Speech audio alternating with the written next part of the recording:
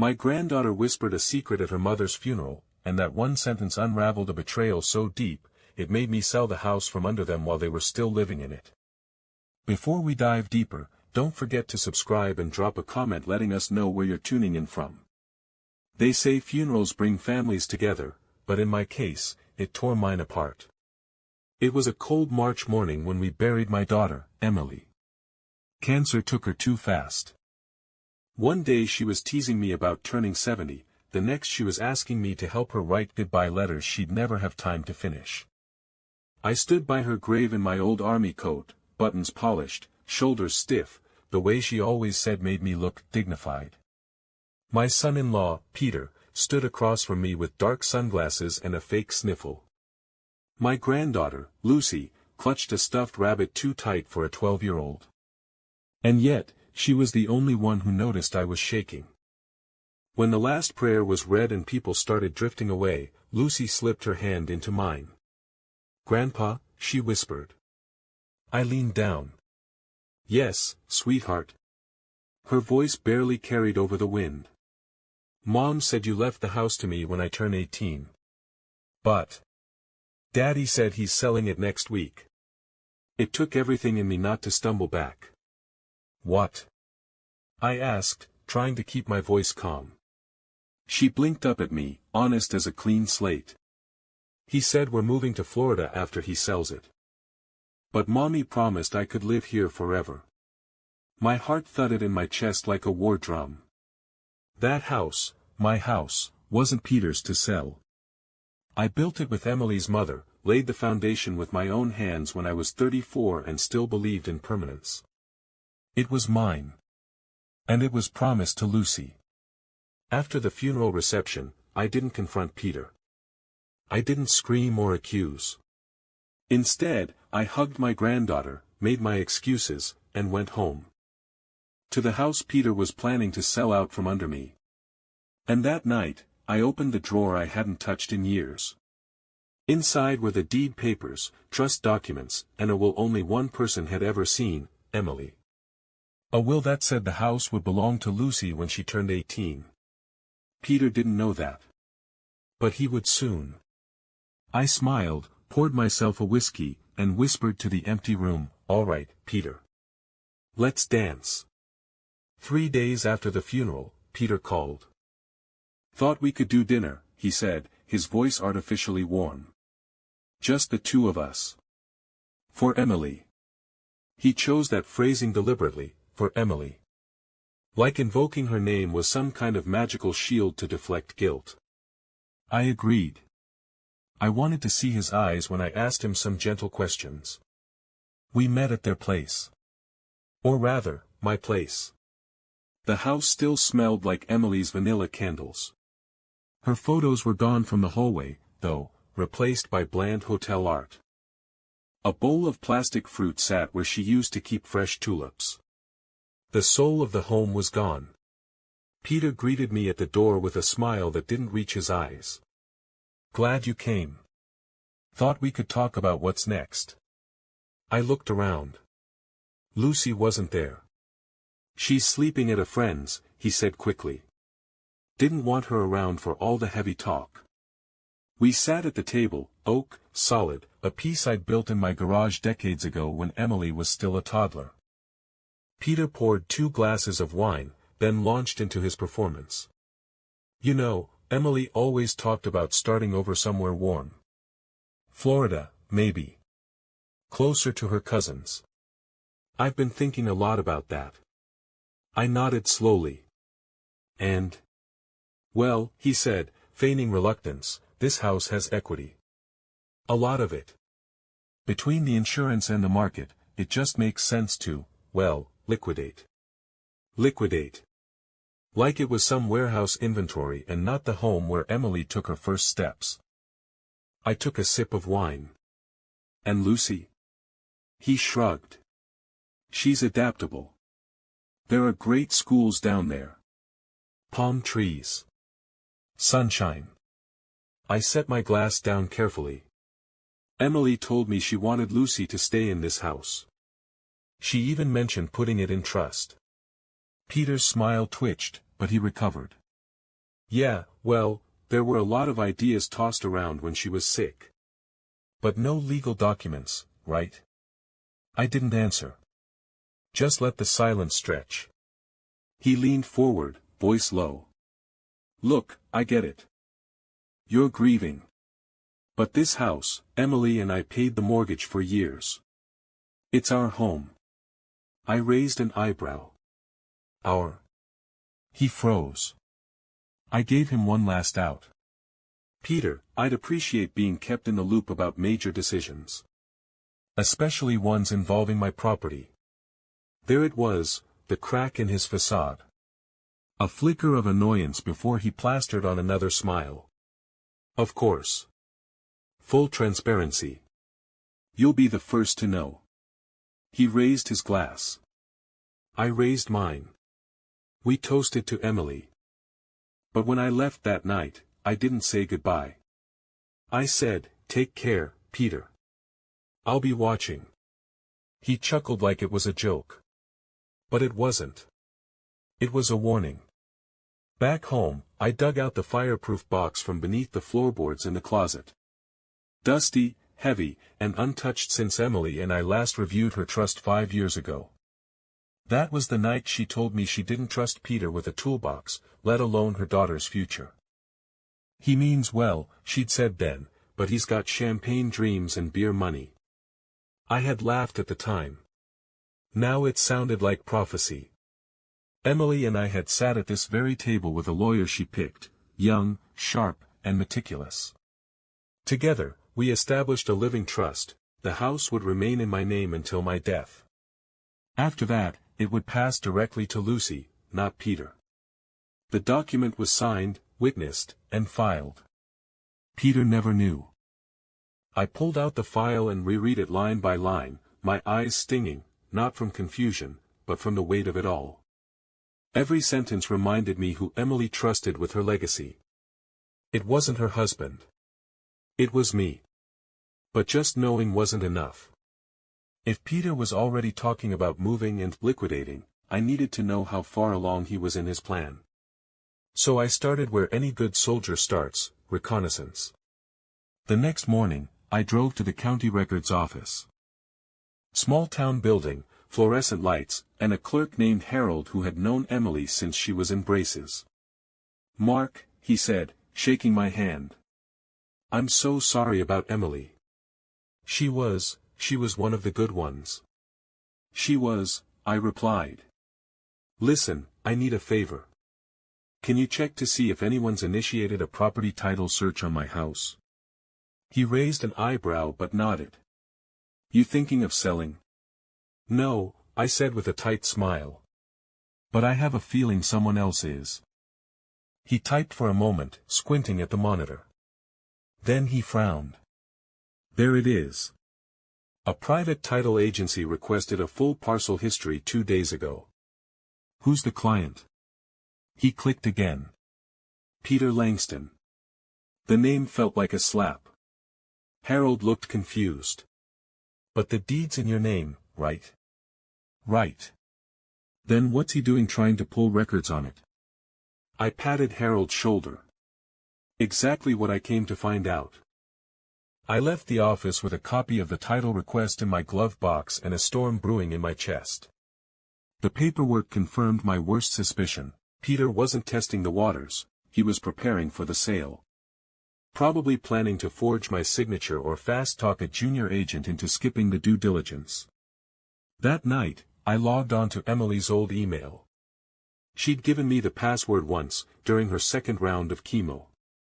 Just in case, she'd whispered. Peter never knew she forwarded all their joint account notices to a private folder. And sure enough, there it was. Subject, Initial Consultation, Listing 214, Cypress Avenue. From, South Edge Realty. To Peter Langston. Hi Peter. Thanks for your call. I've reviewed the photos and the market is excellent right now for properties like yours. Once we receive the ownership documents, we can move forward with staging and pricing. I didn't need to read further. He was already listing my house. The one I built. The one Emily died in. The one Lucy was promised. It was time to make sure Peter remembered exactly whose name was on that deed, and whose wasn't. By sunrise the next day, I had an appointment with my attorney. Miriam Westbrook had represented me for over 2 decades. A no-nonsense woman in her 60s with a white streak in her hair and a memory sharper than any blade Peter could try to swing. She didn't bother with pleasantries when I walked in. Just looked at me, took in a folder under my arm, and said, "What did he do?" I laid everything out, Lucy's whisper, the title search, the email, the house in my name, the trust documents, and Peter's sloppy plan to pretend it was his to sell. Miriam listened in silence, hands folded under her chin like a judge awaiting testimony. When I finished, she opened the folder, reviewed the trust paperwork, and gave a short nod. "Well," she said. "He's bold. I'll give him that. Can we stop him?" I asked. "Oh, Mark," she smirked. "We're not just going to stop him. We're going to let him run full speed into a wall you built with a lawyer's hammer." She explained what we'd do. First, file a temporary hold on the property citing misuse of information and attempted fraudulent sale. It would flag the title in escrow and stop any sale attempt cold. Second, activate the protections in the trust. Since the trust was irrevocable after Emily's death, I couldn't transfer the house anymore, not even if I wanted to. Which meant Peter sure as hell couldn't. Third, draft a formal cease and desist, citing civil and criminal liability for any further action involving the house. That would go to Peter, the realtor, and the brokerage. Lastly, draft a notice of trust rights for Lucy, sent to her school and kept on file, preventing any relocation of her without the trustees, my explicit approval. "You're essentially making the house radioactive," Miriam explained. "If he even breathes near a for sale sign again, I'll bury him in court filings." I signed every document she slid across the desk. It was done. The trap was set. Now all that was left, was to wait. That night, back home, I pulled out the old photo album. Not a digital cloud or a sleek phone gallery, just a heavy leather book with photos mounted on yellowing paper and handwritten captions from a woman with perfect cursive. Emily's baby photo stared up at me. Wrapped in a blanket, barely bigger than a loaf of bread, born on a day the hospital's AC broke and the nurses fanned her with cardboard until the power returned. There was the birthday party she wore a tiara to and declared herself Queen of the Garage. There was her high school graduation, me in a suit too tight from years of stubborn denial, her holding her diploma like it was made of gold. And there was her, sitting cross-legged on the floor, coloring with Lucy. I remembered that day like yesterday. Emily was deep into chemo then. Her hair barely coming back. But she was smiling, watching Lucy scribble on butcher paper, blue crayon in hand, narrating a story about a castle and a brave horse named Grandpa. "I hope she always sees you this way," Emily had whispered, leaning against my shoulder. "She will," I promised. That night, I sat in the quiet, the house humming around me. A kettle boiled, untouched. The mail sat unopened. But the trap was built. The trust was secure. And I had never felt closer to my daughter. She trusted me to protect what mattered. Now, I would. The first crack appeared 3 days after Miriam mailed the cease and desist letter. Peter called me. "Mark," he said, tight-lipped. "Got some interesting paperwork today." I didn't respond. He cleared his throat, the charm drained from his voice. "You had no right to go behind my back like that." "There is no back to go behind," I said evenly. "You never had a front to begin with." Silence. Then he snapped. "You think you're some kind of saint because you built a house and changed a few diapers 30 years ago. Emily built this home with me. You just moved into it." Peter laughed bitterly. "You're a control freak, Mark. Always have been. You think because you gave us a roof, you own us." "No," I said slowly. "But I do own the roof. That ended the call. But it didn't end Peter's unraveling. 2 nights later, Lucy called me in tears. "Daddy yelled at me," she sobbed. "He said I'm the reason we can't move. He said Mommy gave you the house because you brainwashed her." I felt my fingers curl into fists. That night, I sat in the driveway for an hour, engine off, just staring at the dark silhouette of the house. My house. The one I built for love.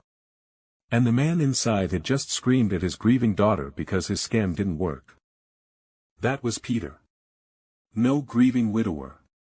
No misunderstood man trying to rebuild. Just a leech. A coward. A man willing to emotionally batter a 12-year-old to protect his wallet. I didn't knock on the door. Didn't drag him out by the collar. I waited. Because revenge doesn't just punish the guilty, it teaches them to never try again. And Peter's real lesson was still coming. Peter always believed reputation mattered more than character. He'd dress the part, clean shaves, polished shoes, always the guy at school meetings cracking jokes with the principal and pretending Lucy's backpack was too heavy for her. But when Miriam's letters hit his inbox, his lawyer's voicemail, and, most damning, his real estate agent's front desk, the illusion began to fray. That week, South Edge Realty dropped him as a client. The agent left a message on my phone: "Sir, we had no idea about the trust. We've removed Peter Langston from our books. Deepest apologies. Peter's application to move Lucy's school records to Florida. Blocked. He tried to push it through using his authority as her father. But the trust notice, and Miriam's preemptive filing of a joint petition for emergency custodial review, froze everything. We were no longer playing in Peter's world of social manipulation and fake smiles. Now he was playing in mine: contracts, paperwork, and legally binding promises. The family court filing was simple, but devastating. Petitioner, Mark Heller. Minor, Lucy Langston. Grounds: emotional abuse, attempted fraud, intent to relocate without consent, violation of trust boundaries set by deceased mother's estate. I had more than enough to request temporary custody, but I didn't want temporary. I wanted full guardianship. Because Peter wasn't just irresponsible. He was dangerous. Lucy's school counselor backed my petition with a written statement: student reports verbal hostility and guilt manipulation by surviving parent. Exhibit signs of grief displacement and trust anxiety. Strong emotional bond with maternal grandfather. It was clinical. Cold. Exactly what the court respected. I filed it Friday morning. Peter received his copy by courier at 3:13 p.m. And that night, he showed up at my doorstep, red-eyed, unshaven, angry. "You think you can steal my daughter?" he hissed before I even opened the screen door. "No," I said, meeting his eyes. "I think I can rescue her from you." He stepped forward like he might try something. But behind me, Lucy's voice called out softly. "Grandpa? Is everything okay?" Peter froze. And I saw it. That flicker. That instinct to lash out. But now there was a witness. And for the first time, he looked like the outsider he truly was. I stepped out and shut the door behind me. "You've got 3 days, I said calmly. To get a lawyer. To get your head straight. But not to get my granddaughter." He stood there for a second longer. Then left without another word. Family court, room 4B. No grand marble staircases. No law and order theatrics. Just a square room with aging carpet and a judge who'd seen every kind of ugly a family could throw at each other.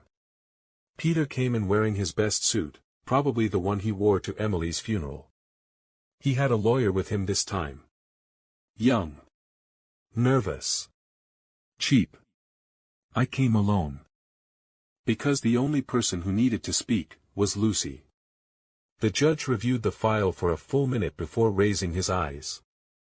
"I see the trust documents." I see the email evidence of attempted sale. I see the school report. His voice was dry as paper.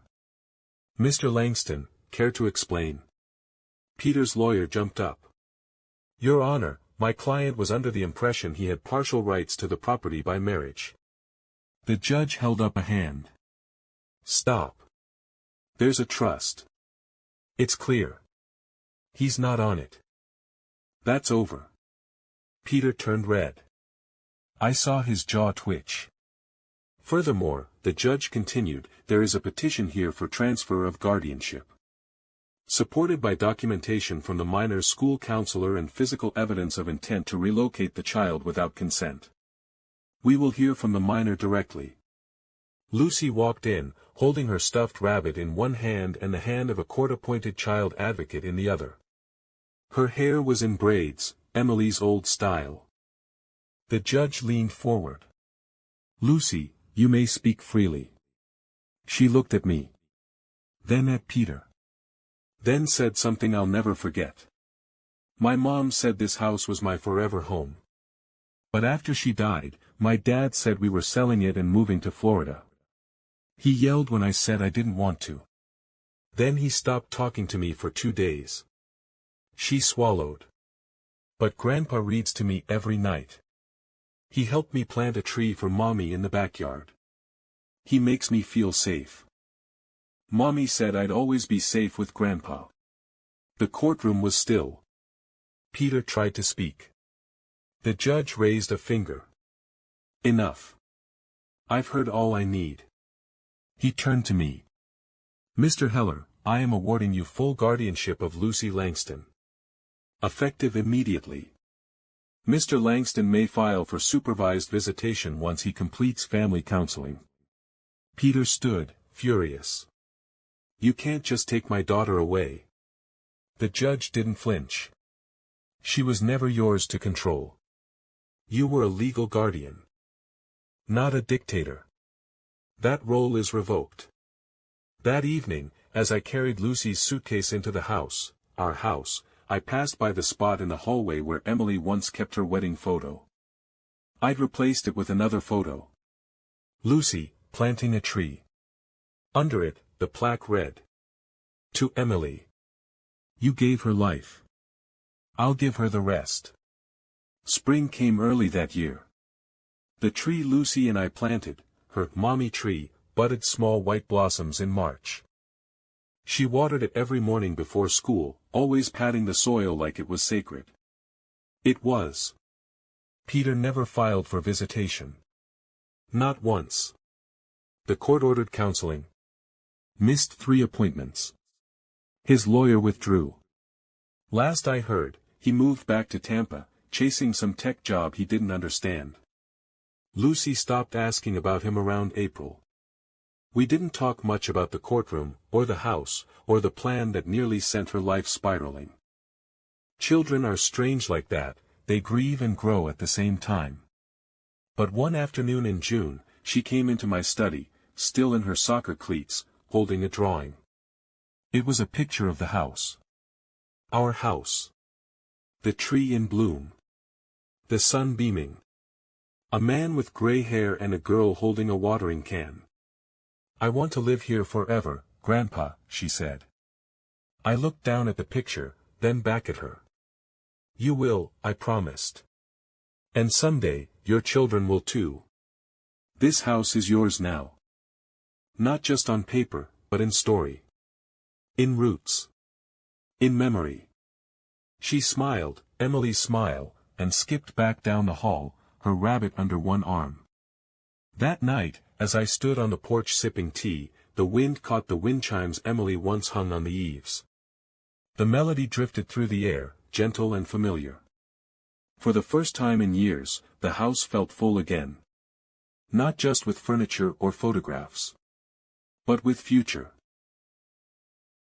Hello everyone, and thank you for watching. I truly hope you enjoyed listening to this story as much as I enjoyed creating it. If you did, please consider liking the video and subscribing to the channel to help support the creation of more stories like this. Have a great day or evening.